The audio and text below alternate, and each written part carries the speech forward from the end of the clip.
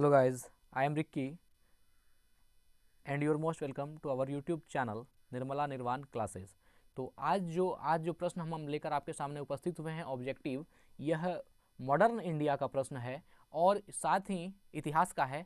साथ ही इसमें क्या है कि जितने भी प्रश्न हैं वो किसी न किसी एग्जाम में पूछे हुए प्रश्न हैं और इसको हमने कलेक्ट किया है बहुत जगहों से। यह आप अगर एग्ज़ाम जनरल कंपटीशन की आप तैयारी करते हैं तो आप क्वेश्चन के लिखावट से, क्वेश्चन की बनावट से जो क्वेश्चन है वह देख करके आपको अंदाज लग जाएगा कि यह क्वेश्चन कहाँ से लिया गया, यह क्वेश्चन एग्ज़ाम में पूछा गया सच में है या नहीं, यह मैं आप पे छोड़ता हूँ। चलिए, कुछ चीज़ें हैं जो भरोसे से की जाती है, तो आज भरोसा कीजिए और हमारे साथ चलिए आगे बढ़ते हैं। सबसे पहला प्रश्न, हम एक और सारे प्रश्नों को देखेंगे। सबसे पहला प्रश्न है 1 नंबर, चलिए स्टार्ट करते हैं। क्या है? भारत के संविधान के परिप्रेक्ष्य में, भारत के संविधान के परिप्रेक्ष्य में दिए गए कथनों में असंगत कथन को चिन्हित करें। भारत के संविधान के परिप्रेक्ष्य में जो कथन दिए गए हैं, है ना, उसमें जो असंगत कथन है, भारत के संविधान के परिप्रेक्ष्य में जो असंगत कथन है ना, उसको चिन्हित करना है। और यह रेलवे एग्जाम ग्रुप डी में पूछा गया है, रेलवे ग्रुप डी का प्रश्न है। तो चलिए इसका आंसर देखते हैं क्या है। यह भारत की नियमावली पुस्तक है। तो यह तो संविधान के परिप्रेक्ष्य में सही बात है कि यह भारत की नियमावली पुस्तक है, लेकिन आपसे क्या पूछा गया है? जो सही नहीं है, अर्थात जो असंगत है उसको बताना है। दूसरा प्रश्न है, दूसरा ऑप्शन है, इसमें, है ना, इसने कानूनी शासन को कूटबद्ध किया है। ये सही बात है, कानूनी शासन को हमारे संविधान ने कूटबद्ध किया है, तो यह आपका आंसर नहीं होगा, आपको असंगत बताना है। तीसरा है, यह मूलभूत राजनीतिक मूल्यों को प्रतिबिंबित करता है, तो यह भी सही है। और चौथा है, यह एक वैधानिक दस्तावेज नहीं है, जो कि सरासर गलत है। हमारा संविधान जो है वह एक संवैधानिक दस्तावेज है, लेकिन ऑप्शन दिया है यह एक वैधानिक दस्तावेज नहीं है, जो कि असंगत है, और यही हमारा ऑप्शन सही है। तो ऑप्शन नंबर डी जो है वह सत्य होगा। भारत के संविधान के परिप्रेक्ष्य में दिए गए कथनों में असंगत कथन को चिन्हित करना है, तो यह एक वैधानिक दस्तावेज नहीं है, यह असंगत कथन है। तो ऑप्शन ए सही हो, और यह रेलवे ग्रुप डी का एग्जाम में पूछा हुआ प्रश्न है। चलिए आते हैं क्वेश्चन नंबर 2 पर। क्वेश्चन नंबर 2 देखते हैं क्या है, बहुत ही अच्छे से देखेंगे हम लोग। क्वेश्चन नंबर 2 क्या है? भारत कब एक संप्रभु गणराज्य बना? भारत कब एक संप्रभु गणराज्य बना? यह एसएससी एमटीएस एग्जाम में पूछा हुआ प्रश्न है कि भारत कब एक संप्रभु गणराज्य बना। तो यह आप जानते ही होंगे, इसका आंसर क्या होगा? 26 जनवरी 1950 को। 26 जनवरी 1950 को भारत एक संप्रभु गणराज्य बना, है ना। 26 जनवरी 1950 को भारत एक संप्रभु गणराज्य बना, जबकि हमारा देश स्वाधीन हुआ था 15 अगस्त 1947 को। तो यह भी प्रश्न अच्छा था। चलिए आते हैं क्वेश्चन नंबर 3 पर। क्वेश्चन नंबर 3 जो है, देखते हैं क्या है। ये क्वेश्चन 3 जो है यह आरआरबी ग्रुप डी में पूछा हुआ प्रश्न है। चलिए देखते हैं क्या है। भारत के अंतिम गवर्नर जनरल कौन थे? भारत के अंतिम गवर्नर जनरल कौन थे? आप लोग जानते ही होंगे। यह आंसर कौन है? चक्रवर्ती राजगोपालाचारी। कौन है? तो चक्रवर्ती राजगोपालाचारी भारत के अंतिम गवर्नर जनरल थे, है ना। चक्रवर्ती राजगोपालाचारी भारत के अंतिम गवर्नर जनरल थे। यह ग्रुप डी का प्रश्न था। चलिए क्वेश्चन नंबर 4 पे आते हैं। आज बहुत ही मजेदार क्वेश्चन है, आप अगर ध्यान से पूरी वीडियो को देखते हैं तो आपको लगेगा कि आपने कुछ जरूर अचीव किया है। बहुत ही अच्छे जगहों से इसको हमने कलेक्ट किया है। चलिए चौथा प्रश्न है, भारतीय पुरातत्व पर्यवेक्षण का गठन किसने किया था? यह एसएससी सीजीएल टियर 1 का प्रश्न है ना। क्या पूछा गया है? भारतीय पुरातत्व पर्यवेक्षण का, भारतीय पुरातत्व पर्यवेक्षण का गठन किसने किया? तो यह जो आंसर है इसका सही, यह अलेक्जेंडर कनिंघम। किसने? अलेक्जेंडर कनिंघम ने। बहुत ही महत्वपूर्ण प्रश्न है। भारतीय पुरातत्व पर्यवेक्षण, भारतीय पुरातत्व पर्यवेक्षण का गठन किसने किया? भारतीय पुरातत्व पर्यवेक्षण का गठन किसने किया? तो अलेक्जेंडर कनिंघम ने। किसने? अलेक्जेंडर कनिंघम ने किया। चलिए आते हैं क्वेश्चन नंबर 5 पर। क्वेश्चन नंबर 5 जो है यह एसएससी एमटीएस एग्जाम में पूछा हुआ प्रश्न है। देखते हैं क्या है क्वेश्चन नंबर 5। आजादी के बाद भी कौन भारत का गवर्नर जनरल था? क्या कह रहा है? आजादी के बाद भी कौन भारत का गवर्नर जनरल बना रहा था, मतलब बना हुआ वो था ही, बना हुआ वो रहा। तो आजादी के बाद भी कौन भारत का गवर्नर जनरल बना रहा? एसएससी एमटीएस का प्रश्न है, और इसका सही आंसर है लुईस माउंटबेटन। कौन है? Louis Mountbatten. तो लुईस माउंटबेटन हमारे देश में आजादी के बाद भी भारत का गवर्नर जनरल बने रहे थे। लुईस माउंटबेटन हमारे देश को आजाद होने के बाद भी भारत का गवर्नर जनरल बने रहे थे, और हमारा सही आंसर कौन हो गया? Louis Mountbatten. लुईस माउंटबेटन, ये जो थे लुईस माउंटबेटन, ये आज़ादी के बाद भी हमारे भारत का गवर्नर जनरल बने हुए थे। क्वेश्चन नंबर 6 पर आते हैं। देखिए क्वेश्चन नंबर 6 क्या है, निम्नलिखित में से भारत के सिविल सेवा का जनक किसे माना गया है? भारत में सिविल सेवा का जनक किसे माना गया है? और यह प्रश्न देखिए आप, यह एसएससी सीएचएसएल एग्जाम में पूछा गया है। किसमें पूछा गया है? तो यह एसएससी सीएचएसएल का एग्जाम का पूछा हुआ प्रश्न है। और इसका सही आंसर आप बताइए क्या होगा कि निम्नलिखित में से भारत के सिविल सेवा का जनक किसे माना गया है? तो भारत में सिविल सेवा का जनक लॉर्ड कॉर्नवालिस को माना गया। ऑप्शन नंबर ए राइट है। क्वेश्चन नंबर सी का ऑप्शन नंबर ए राइट है, लॉर्ड कॉर्नवालिस। लॉर्ड कॉर्नवालिस को, है ना, भारत के सिविल सेवा का जनक माना गया। लॉर्ड कॉर्नवालिस को भारत के सिविल सेवा का जनक माना गया है ना। भारत में लॉर्ड कॉर्नवालिस को सिविल सेवा का जनक माना गया है। चलिए आते हैं क्वेश्चन नंबर 7 पर। क्वेश्चन नंबर 7 देखते हैं क्या है, डॉक्ट्रिन ऑफ लैप्स नीति किसने बनाई? यह एसएससी जेई एग्जाम का प्रश्न है। यह पूछा गया एसएससी जेई में कि डॉक्ट्रिन ऑफ लैप्स नीति किसने बनाई। सबसे पहले जान लेते हैं डॉक्ट्रिन ऑफ लैप्स क्या था। डॉक्ट्रिन ऑफ लैप्स नीति अंग्रेजों द्वारा बनाई गई एक नीति थी जिसमें कोई भी भारतीय शासक जिसका कोई उत्तराधिकार नहीं है, अर्थात अगर उसको कोई पुत्र नहीं है या पुत्री नहीं है, तो वह जो उसकी जो शासन व्यवस्था जितनी उसकी की वह साम्राज्य है, वह जो है अंग्रेज अपने में मिला लेते थे। वो अंग्रेज, अर्थात वो गवर्नमेंट की जाती थी, वह अंग्रेज की जाती थी। इसी को उन्होंने नाम दिया था doctrine of lapse. Doctrine of lapse, जो कि झांसी की रानी लक्ष्मीबाई पर भी ये अपनाने का कोशिश किया गया था कि जिनको कोई पुत्र नहीं है तो वह जो है उनकी जितनी भी साम्राज्य है, जितनी भी उसका भूभाग है, उस पर अंग्रेजों का कब्जा हो जाता था। तो डॉक्ट्रिन ऑफ लैप्स नीति किसने बनाई थी? तो यह नीति बनाई थी किसने? लॉर्ड डलहौजी ने। लॉर्ड डलहौजी ने, लॉर्ड डलहौजी ने डॉक्ट्रिन ऑफ लैप्स की नीति बनाई थी। डॉक्ट्रिन ऑफ लैप्स की नीति किसने बनाई थी? लॉर्ड डलहौजी ने। बहुत ही महत्वपूर्ण प्रश्न है, डॉक्ट्रिन ऑफ लैप्स की नीति किसने बनाई थी? यह नीति बनाने वाले कौन थे? तो लॉर्ड डलहौजी थे। चलिए क्वेश्चन नंबर 8 पर आते हैं। क्वेश्चन 8 में देखते हैं क्या है, भारतीय संविधान के अस्तित्व में आने से पहले, भारतीय संविधान के अस्तित्व में आने से पहले डैश भारत का आखिरी गवर्नर जनरल था। यह एसएससी सीपीओ टियर 1 का प्रश्न है। एसएससी सीपीओ टियर 1 का प्रश्न है। क्या कह रहा है? भारतीय संविधान के अस्तित्व में, जब भारतीय संविधान अस्तित्व में आने से पहले, अभी वो संविधान अस्तित्व में हमारी आई नहीं थी, और भारतीय संविधान के अस्तित्व में आने से पहले डैश भारत का आखिरी गवर्नर जनरल था। तो भारत का आखिरी गवर्नर जनरल कौन था उस समय? चक्रवर्ती राज गोपालाचारी। चक्रवर्ती राज गोपालाचारी। बहुत ही महत्वपूर्ण प्रश्न है और आप जानते भी होंगे कि भारतीय संविधान के अस्तित्व में आने से पहले, है ना, चक्रवर्ती राज गोपालाचारी भारत का आखिरी गवर्नर जनरल था। चलिए आगे बढ़ते हैं, क्वेश्चन 9 को देखते हैं हम लोग। स्वतंत्र भारत के गवर्नर जनरल कौन थे? स्वतंत्र भारत के गवर्नर जनरल कौन थे? ये एसएससी सीजीएल टियर 1 का प्रश्न है। एसएससी सीजीएल टियर 1 में पूछा गया है। और क्या था प्रश्न कि स्वतंत्र भारत के गवर्नर जनरल कौन थे? तो स्वतंत्र भारत के गवर्नर जनरल थे लॉर्ड माउंटबेटन। कौन थे? Lord Mountbatten. लॉर्ड माउंटबेटन स्वतंत्र भारत के गवर्नर जनरल थे। स्वतंत्र भारत के गवर्नर जनरल कौन थे? Lord Mountbatten. क्वेश्चन नंबर 9 बहुत ही महत्वपूर्ण है, एसएससी सीजीएल टियर 1 का प्रश्न है। चलिए क्वेश्चन नंबर 10 पर आते हैं। क्वेश्चन नंबर 10 है, बंगाल सती विनियमन 1829। बंगाल सती विनियमन 1829 भारत के किस गवर्नर जनरल द्वारा लाया गया था? यह रेलवे आरआरबी एनटीपीसी का प्रश्न है ना, एनटीपीसी में पूछा गया है। तो क्या पूछा गया है? बंगाल सती विनियमन, बंगाल सती विनियमन 1829, बंगाल सती विनियमन 1829 भारत के किस गवर्नर जनरल द्वारा लाया गया? तो यह लाया गया था लॉर्ड बेंटिक के द्वारा। किसके द्वारा? लॉर्ड बेंटिक के द्वारा। इसका सही आंसर कौन हो जाएगा? Lord Bentinck.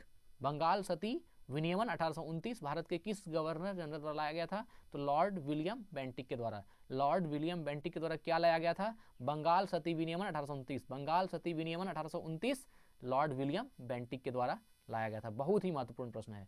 चलिए क्वेश्चन नंबर 11 पर आते हैं। क्या है? भारत के गवर्नर जनरल के रूप में लुईस माउंटबेटन, भारत के गवर्नर जनरल के रूप में लुईस माउंटबेटन की जगह किसने ली थी? यह भी यूपीएससी सीडीएस एग्जाम का प्रश्न है। यूपीएससी सीडीएस का क्वेश्चन है। क्या पूछा गया है कि भारत के गवर्नर जनरल के रूप में लुईस माउंटबेटन की जगह किसने ली थी? तो यह जगह ली थी चक्रवर्ती राज गोपालाचारी ने। किसने? चक्रवर्ती राज गोपालाचारी। हमारा सही आंसर ऑप्शन नंबर डी होगा। भारत के गवर्नर जनरल के रूप में लुईस माउंटबेटन की जगह चक्रवर्ती राज गोपालाचारी ने ली थी। चक्रवर्ती राज गोपालाचारी ने, है ना, लुईस माउंटबेटन की जगह ली थी भारत के गवर्नर जनरल के रूप में। चलिए आते हैं क्वेश्चन नंबर 12 पर। क्वेश्चन नंबर 12 देखते हैं क्या है। किस गवर्नर जनरल के समय भारत का स्वतंत्रता संघर्ष सिपाही विद्रोह हुआ था? एसएससी सीपीओ टीयर 1 का प्रश्न है। एसएससी सीपीओ टीयर फर्स्ट का क्वेश्चन है, किस गवर्नर जनरल के समय भारत का स्वतंत्रता संघर्ष सिपाही विद्रोह, क्या कहा? स्वतंत्रता संघर्ष सिपाही विद्रोह हुआ था। तो यह किस गवर्नर जनरल के समय हुआ था?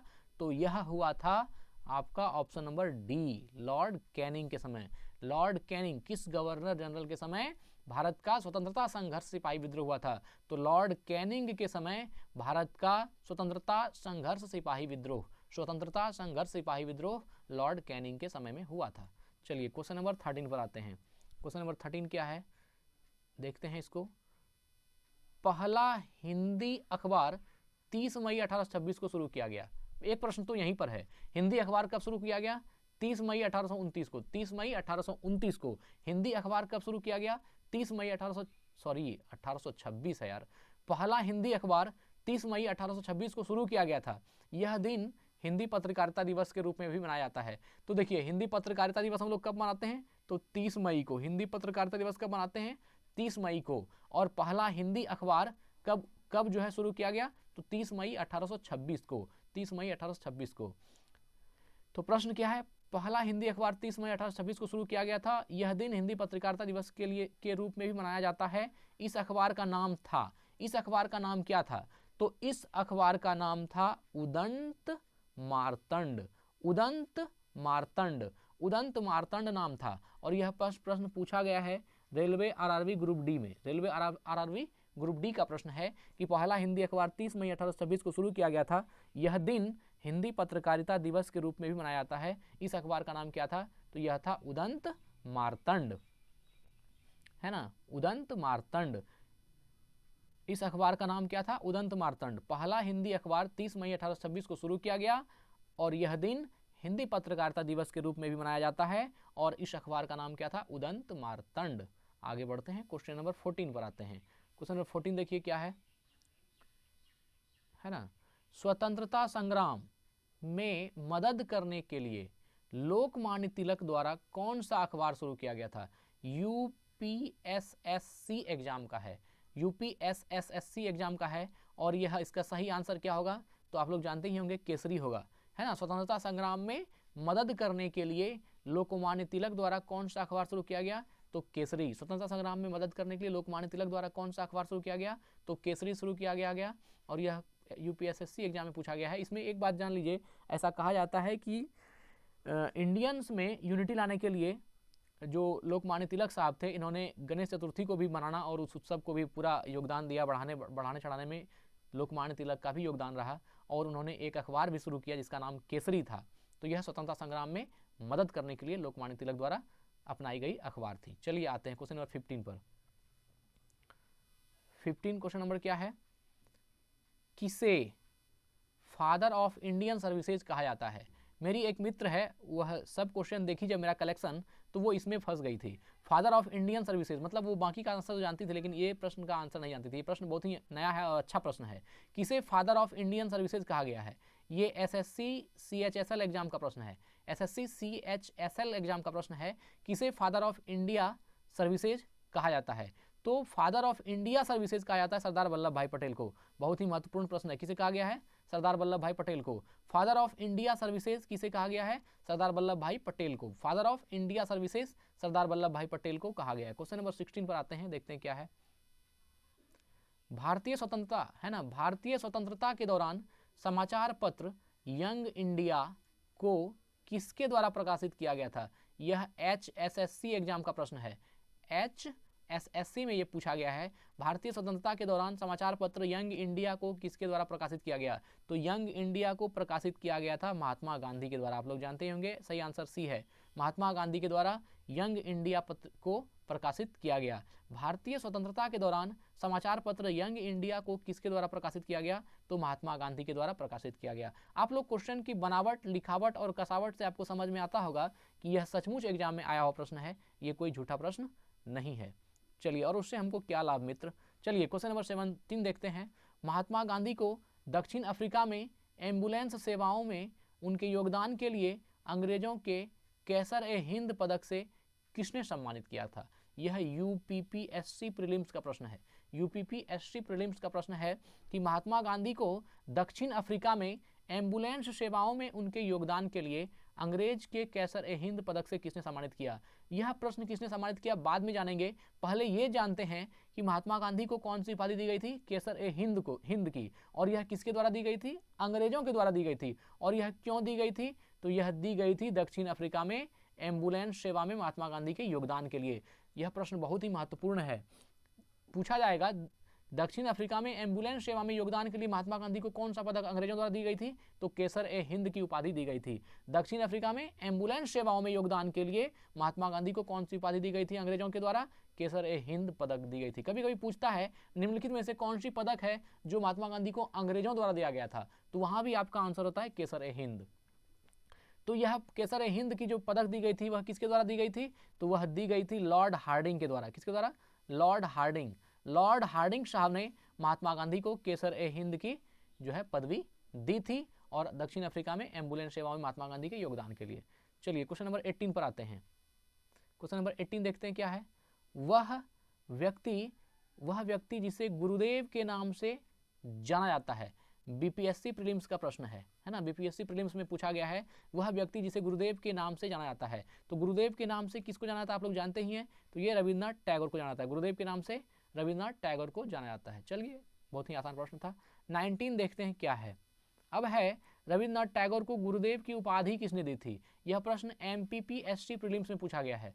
रविन्द्रनाथ टैगोर को गुरुदेव की उपाधि किसने दी थी? तो रविन्द्रनाथ टैगोर को गुरुदेव की उपाधि महात्मा गांधी ने, राष्ट्रपिता महात्मा गांधी ने दी थी। किसने दी थी? महात्मा गांधी ने दी थी। गुरुदेव रविन्द्रनाथ टैगोर को गुरुदेव की उपाधि महात्मा गांधी ने दी थी। चलिए आगे आते हैं। क्वेश्चन नंबर 20 पर आते हैं।